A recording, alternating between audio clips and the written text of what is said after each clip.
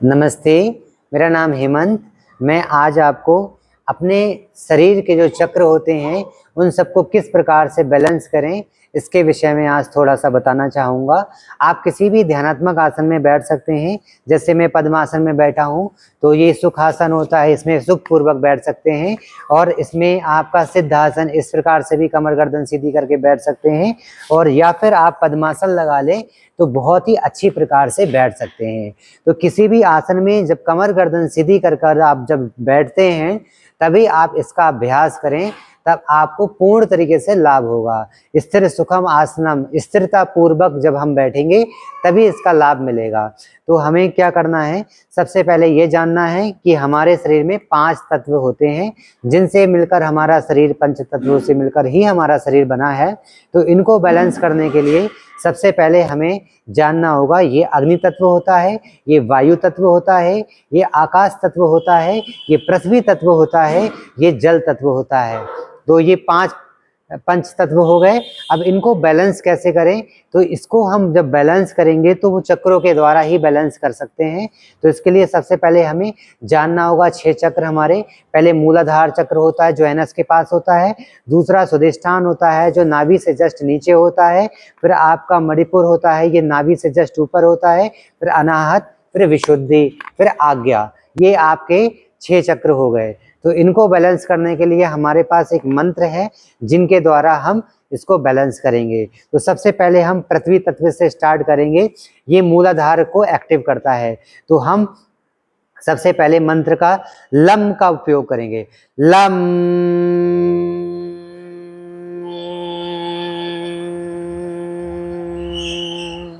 दूसरा है बम।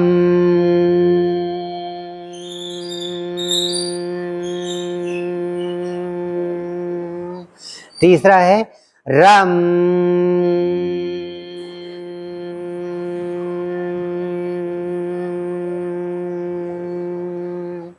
फिर चौथा है यम।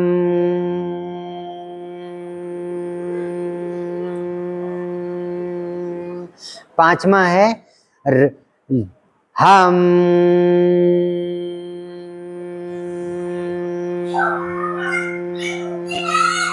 लास्ट है ओ।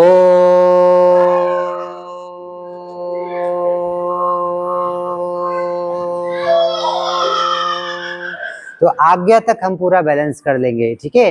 तो सबसे पहले हमने बताया आपको मूलाधार। मूलाधार से जितने भी रिलेटिव आपकी गायनिक प्रॉब्लम्स हैं, प्रोस्टेट की प्रॉब्लम्स हैं, तो उनको बैलेंस करना है। तो ये पृथ्वी तत्व पे हम सबसे पहले उपयोग करेंगे इसका, ठीक है। तो सबसे पहले हम लम, यानी कि प्रहार करना है। तो एक एक चक्र पे हम कम से कम 5-5, 10-10 बार इसका ट्राई करें, तब हमें लाभ मिलना स्टार्ट होगा। तो 5 बार कम से कम हम इस पे, मूलाधार संबंधी जिनको रोग है तो 5 से 10 बार इस पे ट्राई करें। जिनको स्वादिष्ठान, जिनका डाइजेशन बिगड़ा हुआ है, उनके लिए स्वादिष्ठान, नाभि से नीचे वाले चक्र को बैलेंस करने के लिए हमें दूसरे चक्र का उपयोग करना है। तीसरे चक्र का उपयोग करने के लिए जो हमारा यहाँ पे गैस्ट्रिक प्रॉब्लम, जिनको गैस, हाइपर एसिडिटी, इंडाइजेशन जो भी हो रहा है, लीवर संबंधी प्रॉब्लम्स हैं या डायबिटीज संबंधी प्रॉब्लम्स हैं, तो उनके लिए इस चक्र पे बैलेंस करना होगा, ठीक है। फिर आ जाता है हमारा लंग संबंधी जिनको प्रॉब्लम्स हैं, तो इस चक्र पे हमें बैलेंस करना होगा। फिर हमारा लास्ट चक्र, वो सेकेंड लास्ट चक्र जो है आपका विशुद्धि, इस पे हम जब कंसंट्रेट करके जब हम अभ्यास करेंगे तो आपको थायराइड संबंधी प्रॉब्लम्स में आपको लाभ मिलेगा। और जब हम लास्ट चक्र यानी कि अपना आज्ञा चक्र पे जब फोकस करेंगे, तो हमें जितने भी मानसिक बीमारियां हैं, तनाव है, एंजाइटी है, डिप्रेशन है, उन सबको दूर कर सकते हैं। तो आपके समस्त रोगों का इलाज आपके हाथ में ही है। तो दोनों हाथों में हम ट्राई करेंगे 5 से 10 बार। अगर एक एक अभ्यास को लेते हुए चलेंगे तो निश्चित तौर पे आपको बहुत लाभ मिलने वाला है। तो एक बार मैं फिर रिपीट कर देता हूं। सबसे पहला हमारा, इस पे आप इसको रिपीट कर सकते हैं बार बार, लेकिन मैं आपको पहले बता देता हूं कि किस प्रकार से। ये पृथ्वी तत्व है। पृथ्वी तत्व का जो मंत्र है वो हमारा लम है। तो जोर से प्रहार करना है। Lump lump lump lump lump.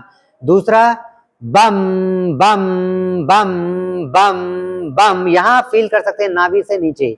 फिर तीसरा है आपका रम रम रम रम रम मणिपुर चक्र, यहाँ पे आप यहाँ से जितने भी संबंधित रोग हैं नाभि से ऊपर, वो सब आपको लाभ मिलेगा।